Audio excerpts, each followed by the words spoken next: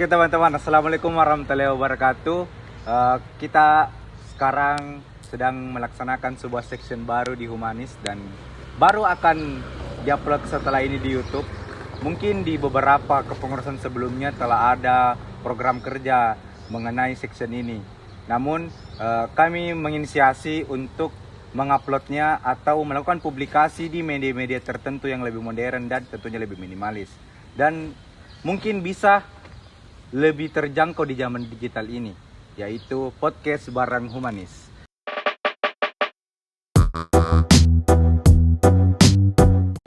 Sebelum itu, kita lanjut.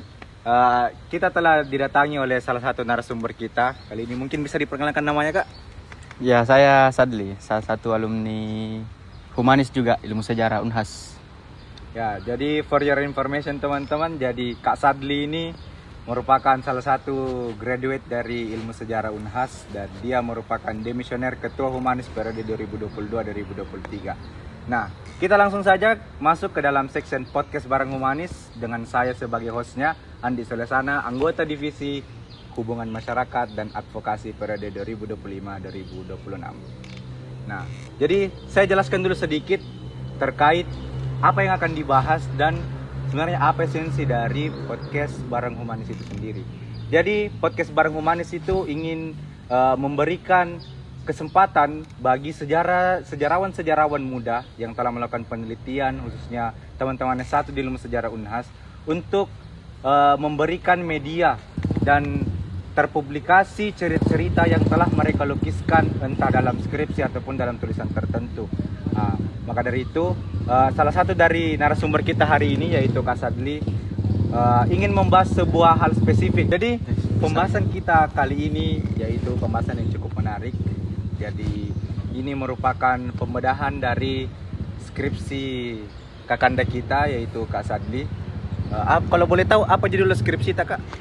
Judulnya itu Golongan Karya sebagai Organisasi Politik di Sulawesi Selatan. Dia periode 1971 sampai 1987. Oh, jadi kita ini membahas tentang dinamika partai politik Golkar itu.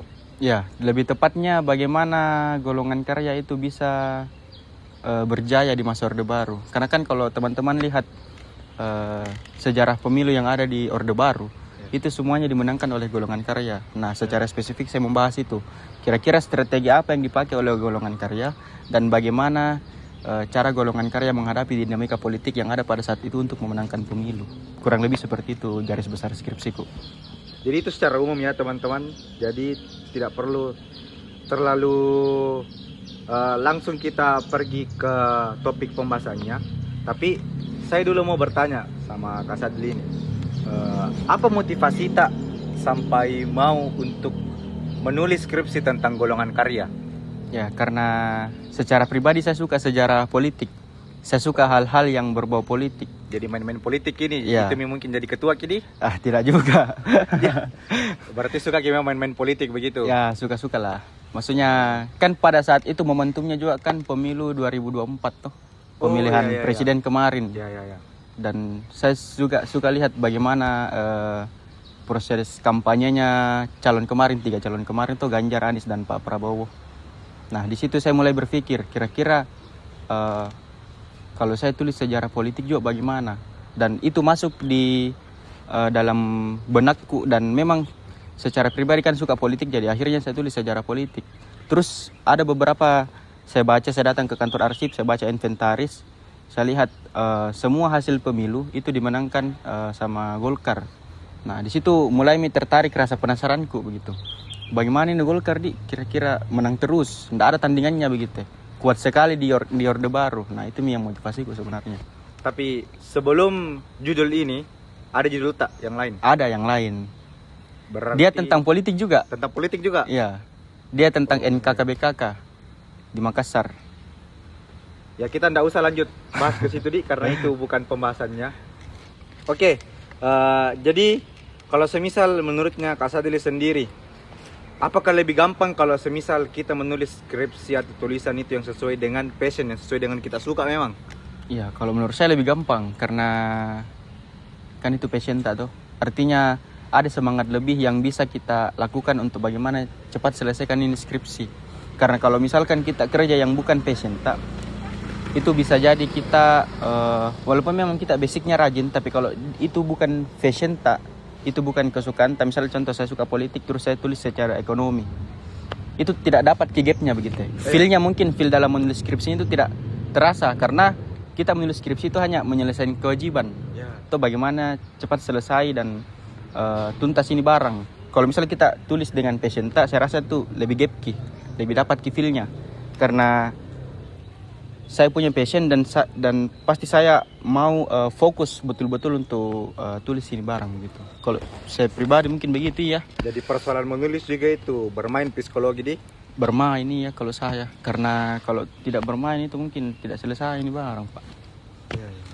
Tapi sejauh ini selama tak kerja ini skripsi, sebelum kita masuk ke inti pembahasannya, apa kesulitan tak? Kesulitan Kita ini periodenya kontemporer kan? ya 71 sampai 87. Berarti harusnya wawancara. Ya wawancara. Kalau kesulitan itu mungkin awal-awal mencari narasumber. Cuman waktu saya datang pertama kali ke kantor Golkar tuh, kantor Golkarnya Sulsel yang ada di Botolempangan. Di situ saya ketemu dulu sama, kalau yang bilang orang di sana itu ini misuhunya kalau mau bertanya tentang sejarah Golkar. Nah, ini misuhunya. Nah, di situ saya cerita-cerita. Dia orang tua memang. Orang tua memang. Dia namanya Bapak Lakama Wiyaka. Kalau sekarang dia jabatannya Kepala Pemenangan Pemilunya Golkar, Sulsel. Sekarang. Terus dia sepak terjangnya bisa lah dibilang jauh di Golkar. Nah, dari situ saya mulai dapat narasumber-narasumber lain dengan cara saya minta referral. Teman-temannya tuh, teman-teman sezamannya bilang, "Pak, selain kita siapa yang bisa saya wawancarai?" Nah, kasih mak nama-nama, dan yang nama yang nakasih itu berkompeten. Itu dia. Terus kemudian selain skripsi mungkin arsip sih. Arsip ya, karena yang kan saya arsip itu kebanyakan dari koran. Apalagi kan koran-koran itu kalau kita cari di Fajar itu yang kontemporer itu kurang nih, agak kurang. Mungkin ada cuman kurang. Kemarin 80-an itu. Ya, 80-an. Paling tua itu kalau 70-an, 71 itu sudah tidak ada. Terus saya juga pakai arsip digital. Jadi ada beberapa buku yang termasuk dalam periode itu yang maksudnya terbitan tahun periode segitu. Sezaman yang sezaman. Ya, yang sezaman itu yang saya pakai juga. Dan yang bilang juga pembimbingku bisa aja, jadi saya kasih masuk saja. Jadi itu juga gunanya teman-teman, di era digitalisasi itu orang-orang itu rata-rata ingin mencari hal yang serba cepat dan lebih gampang serta lebih minimalis. Karena kita harus realistis, di zaman yang modernis itu semuanya itu instan, cepat. Kalau kita bersantai-santai, kalah saing Pak. Betul. Jadi mungkin kita bisa sudah masuk di pembahasannya dulu. Kan kita masuk ini tentang organisasi politik atau partai politik. Saya pernah baca satu artikel, judulnya itu Dinamika Partai Politik Indonesia, karya Pak Gaukadir, orang Sospol.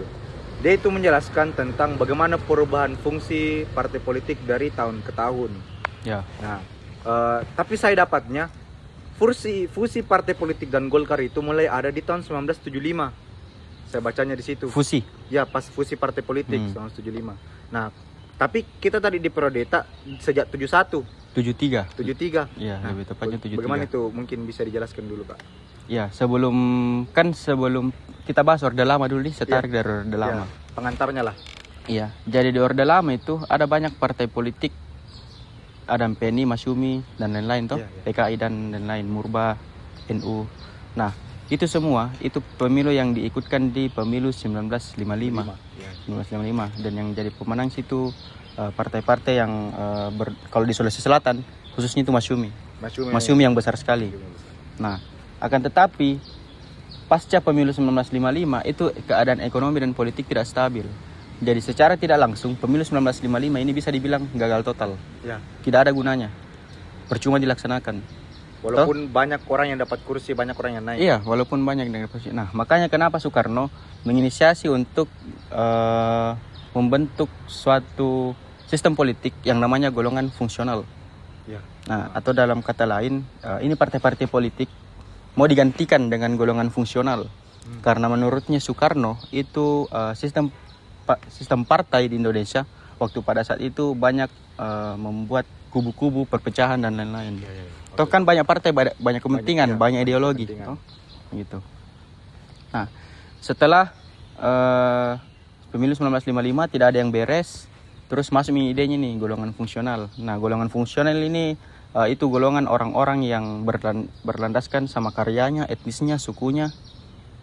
Seperti itu, golongan fungsional. Jadi kalau misalkan kau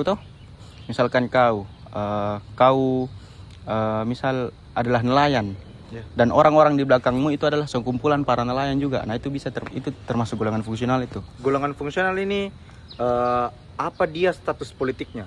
Dia bukan dia sebenarnya awalnya tuh dia tidak ada status politiknya. Dia hanya sekumpulan orang-orang yang merepresentasikan dirinya dengan profesinya kah, sukunya kah, karyanya kah. Ya. Nah, cuma lambat laun semakin banyak tuh golongan fungsional. Masuk Orde Baru tambah banyak. Makanya kenapa Soeharto masuki kepentingan politik di dalam. Oh, ya, ya, ya. Dia gunakan itu golongan fungsional. Karena kan Orde Baru itu Soeharto yang jadi pembinanya Golkar tuh, golongan karya. Iya, dia pembinanya. Nah, dia masuki itu golongan fungsional untuk dijadikan untuk masuki ke sistem politik di dalam. Oh, ya, ya, ya. Jadi bisa dibilang golongan fungsional ini adalah akarnya Golkar. Ya, Gitu. akarnya. Awal dari terbentuknya golongan karya itu orang-orang yang berkumpul, orang-orang yang berhimpun di golongan fungsional. Terus 1963 karena saking banyaknya ini organisasi massa, Ya. ormas toh. Ya. Terus disatukan dengan nama Sekber Golkar, Sekretariat Bersama Golongan Karya. Itu 1963. Ya, 1963. Oh, iya, ya. Nah, di dalamnya itu ada Soksi, bahkan HMI juga termasuk, Soksi, MKGR, Kosgoro dan lain-lain. Itu di Sekber Golkar juga. Ya. Nah, setelah itu 1963 mendekati pemilu 1971 di zamannya Soeharto, itu berubah lagi namanya. Jadi Golkar saja, Golongan Karya saja. Tapi statusnya dia bukan partai politik. Terus dia jadi apa? Dia organisasi politik saja. Dia bukan partai, organisasi. Jadi apa perbedaannya organisasi politik sama partai politik? Perbedaan deh. Iya. Kalau sepemahaman saya itu, dia kalau partai politik dia lebih ke bagaimana dia ingin merebut kekuasaan dan menempatkan posisi kadernya itu ada di dalam sistem pemerintahan. Legitimasi. Ya lebih tepatnya legitimasi. Kalau organisasi politik dia itu berbicara tentang kepentingan politik, tapi kader-kadernya itu tidak wajib juga untuk ditempatkan di kursi. Nah, tapi anehnya kemarin itu banyak kader-kader dari golongan karya waktu Orde Baru itu dia ditempatkan di parlemen. Itu masih jadi organisasi politik dia Dia kan statusnya organisasi politik pada saat itu. sampai reformasi organisasi Sampai politik. reformasi. Sampai reformasi. Jadi reformasi baru partai politik itu golongan karya. Karena saya pernah cerita sama mantan kepala camat 1970-an di Bone. Dia cerita tentang bagaimana legitimasinya partai Golkar itu, bukan partai Golkar itu, bagaimana legitimasinya Golkar itu pada saat tahun segitu, orang yang tidak masuk di Golkar itu tidak sama dibilang tidak punya apa-apa, tidak dilihat katanya di Bone pada saat itu. Di Bone. Ya, kalau semisal dia tidak masuk dan tidak berlabelkan sebagai Golkar, sama seperti dia tidak punya kuasa apapun. Jadi secara tidak langsung ini Golkar walaupun dia sebagai organisasi politik, dia menodai identitasnya sendiri karena dia masuk ke bagian-bagian kursi-kursi politik dan melakukan legitimasi. Kalau dibilang menodai tidak menodai, karena tujuan awal terbentuknya Golkar yang bilang Soekarno itu mengubur partai-partai. Artinya sistem multipartai yang ada pada saat itu dinilai tidak cocok. Makanya kenapa bisa ada golongan karya sebagai organisasi tandingan terhadap partai politik. Kan tadi kita bilang orang-orang Golkar itu harus ada karyanya. Ya. Karya dalam bentuk apa yang dimaksud ini? Maksudnya bukan karya yang menghasilkan sesuatu. Kan dari awal saya jelaskan orang-orang yang ada dalam golongan karya itu orang-orang yang berafiliasi terhadap suku, ras, etnis, profesi, karya dan lain-lain. Jadi kalau misalkan ini menurut pribadi saya kalau misal kau adalah seorang nelayan, maka ya itu adalah sebuah karyamu. Maksudnya karya dalam bentuk konotasi bukan menghasilkan sesuatu Ya, begitu. ya. Tapi apa yang sementara dijalani begitu? Ya, ya mungkin kalau dalam konteksnya profesi apa yang sedang dijalani, terus kalau dari suku mana ini, kayak begitu. Tapi sejauh ini kita lihat nih itu pada saat penulisan ada pola tertentu yang kita dapat tentang partai politik Golkar yang sama dengan partai politik lain. Pola yang sama, maksudnya pola yang sama bagaimana? Entahkah cara mengambil kekuasaannya, atau kenapa bisa tiba-tiba Golkar langsung menjadi organisasi yang outstanding pada zaman itu? Apakah dia buat cara baru? Ya. Atau dia mengikuti pola yang sama dengan partai-partai lain yang melakukan kampanye kiri kanan, Ya. ataupun dia punya cara baru? Ya. Kalau masalah cara itu sama dengan partai politik lain, cuman ada yang membedakan. Golongan karya yaitu dia didukung oleh 3 kekuatan besar yang ada pada Orde Baru. ABRI, Ya, ABRI. birokrasi, sama ormas. Ormas, golongan karya, dan lain-lain. Ormas ini bisa dibilang mereka masuk ke dalam Masyarakat, Golkar atau terafiliasi? Terafiliasi, maksudnya masyarakat sipil lah. Masyarakat sipil. Ya, lebih tepatnya masyarakat sipil. Apakah masyarakat sipil pada saat itu memang merasa mereka terwakilkan suaranya oleh Golkar? Terwakilkan. Iya, terwakilkan karena ya maksudnya tidak mungkin dia berafiliasi ke dalam Golkar kalau tidak merasa terwakilkan tuh. Kalau semisal ada petani yang merasa miskin, Ya, kira-kira ada tindakan yang dilakukan Golkar? ada. Dia itu ada, saya dapat arsip koran tahun 1983 kalau saya tidak salah. Dia itu membantu bagaimana periode gubernurnya mantan Rektor Unhas, siapa namanya, Prof. Ahmad Amiruddin. Oh ya, Prof. Amir. Bukan 83, dia tahun 80, iya, 83. Nah, dia itu ada penyuluhan di beberapa, kan programnya Prof. Ahmad Amiruddin sewaktu gubernur itu ada namanya apa namanya? Olah tanam jual. Olah tanam jual. Olah tanam jual. Apa namanya? Akomodasi ini pertanian, maksudnya kalau misal di Takalar, kan Takalar dikenal dengan jagungnya. Ya. Nah, ya, jagung tok saja. Tidak boleh ada hasil pertanian yang lain. Ya, jadi Dibagi-bagi begitu. ya Prof. Amiruddin ini melakukan pemetaan. Ya, pemetaan terhadap ini pertanian yang ada di Sulawesi Selatan waktu itu. Jadi kan tadi yang kita bilang ada cara tertentunya Golkar untuk kalau semisal ada petani yang kesusahan. Ya. Nah, seperti tadi salah satunya kita sebut tokonya Prof. Amiruddin itu punya pemetaan terhadap penyuluhan untuk petani-petani. Lebih tepatnya bagaimana hasil tani yang bagus itu ditempatkan di lokasi yang sesuai. Contoh kayak Takalar jagung tok. Misal kalau sidrap ada hasil tani ya, misal contoh sidrap apakah hasil taninya? Beras. Contoh beras tok. Beras tok. Enggak boleh ada yang lain kayak begitu. Oh iya.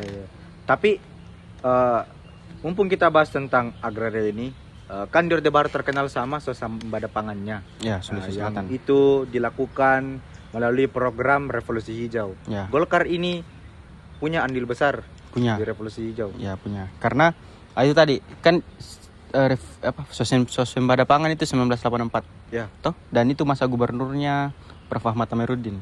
Nah, yang berpengaruh sekali itu program olah tanam jual. Jadi program olah tanam jual itu bagaimana petani diajarkan untuk mengolah, menanam, dan menjual Oh iya. hasil taninya. Nah, yang menunjukkan penyuluhan dan mengajarkan itu orang-orangnya Golkar. Jadi orang-orangnya Golkar tersebar ke berbagai desa.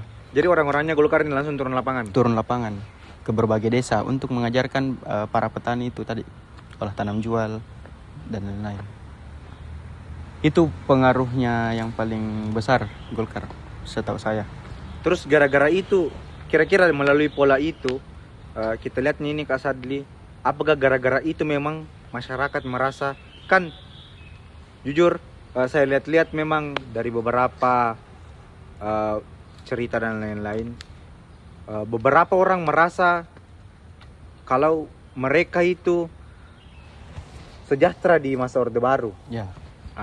Walaupun beberapa orang merasa itu kontroversial, tapi banyak orang yang merasa kalau tidak lapar orang, tidak tinggi tidak tinggi harga-harga beras dan lain-lain. Narasa begitu. Iya, betul. Apakah itu ada andilnya Golkar juga atau mungkin karena Golkar telah dekat dengan masyarakat, jadi masyarakat merasa telah terpenuhi materialnya karena adanya Golkar yang turun lapangan atau bagaimana?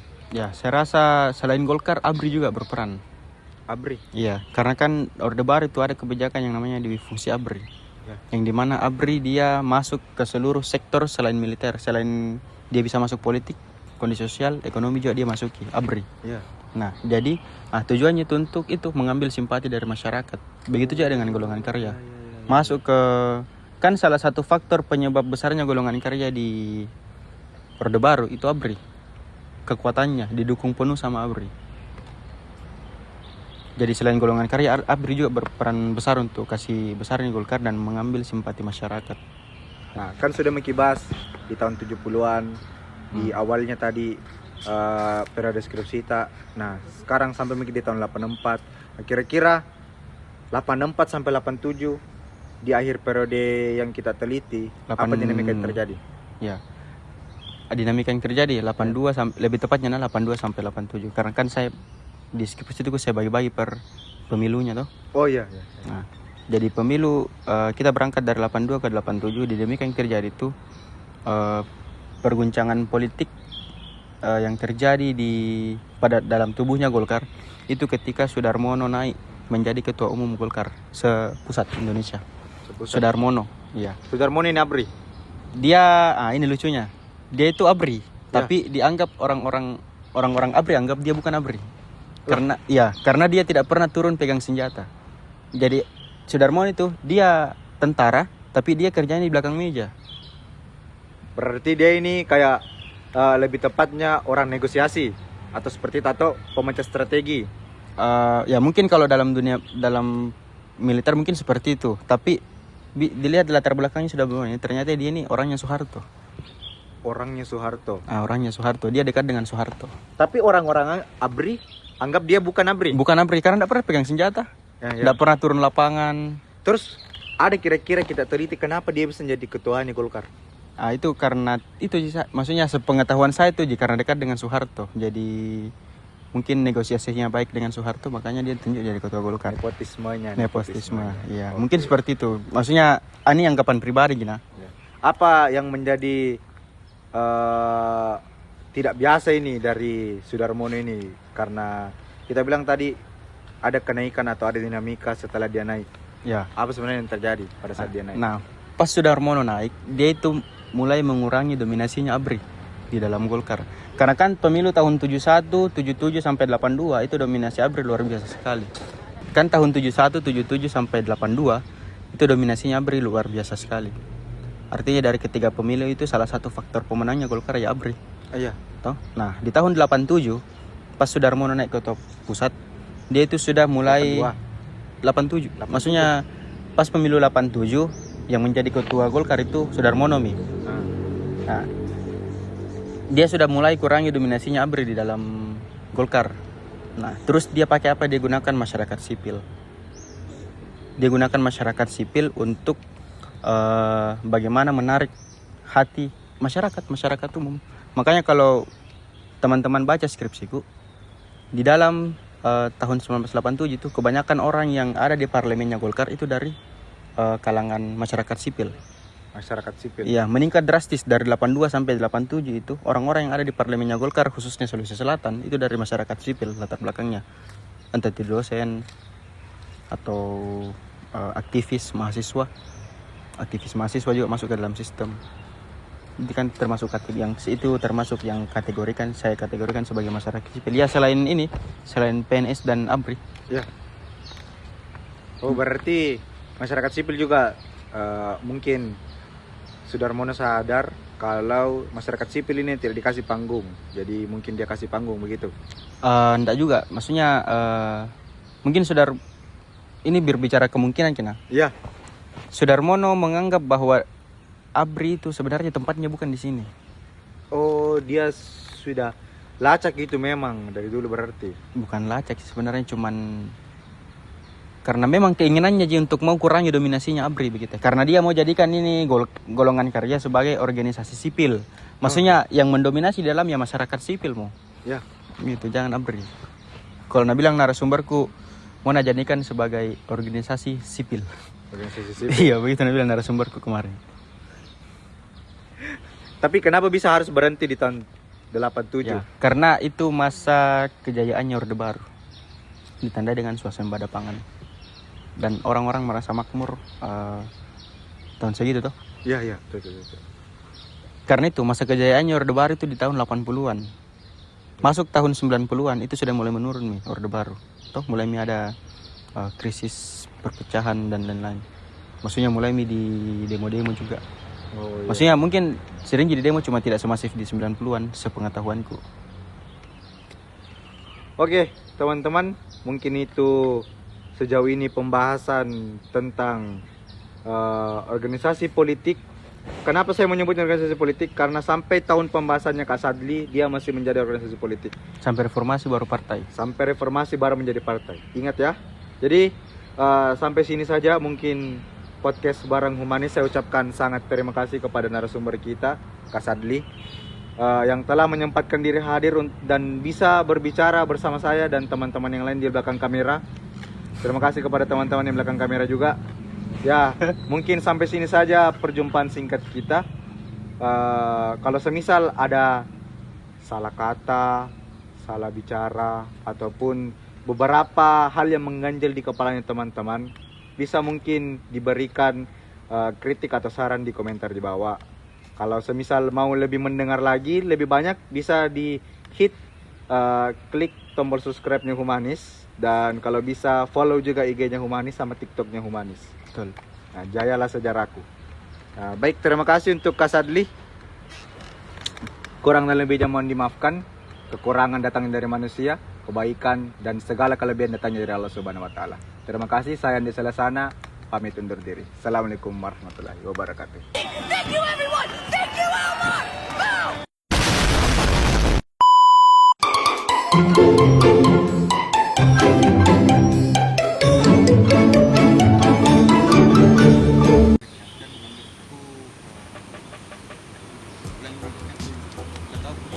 Kat, Anu juga, ini saya jahit cok. Cut. udah mau ke si auto.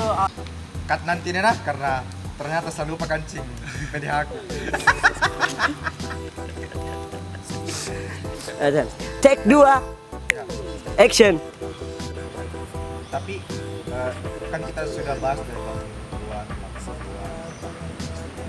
setelah itu apakah di tahun 90-an terjadi penurunan signifikan hingga pada saat dia jadi partai politik? Konteks itu ya.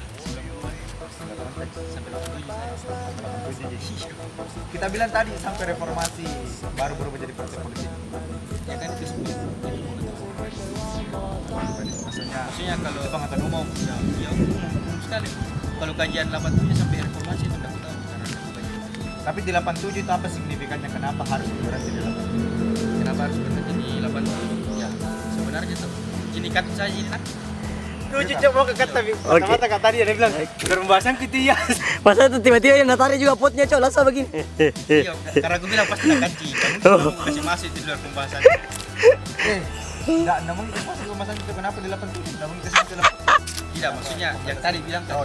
Bago geyai cok, bago geyai. Pasti barang kaji itu sudah biar dah kurangnya aku. Manasa mi. Itu mi. Lanjut. Oke.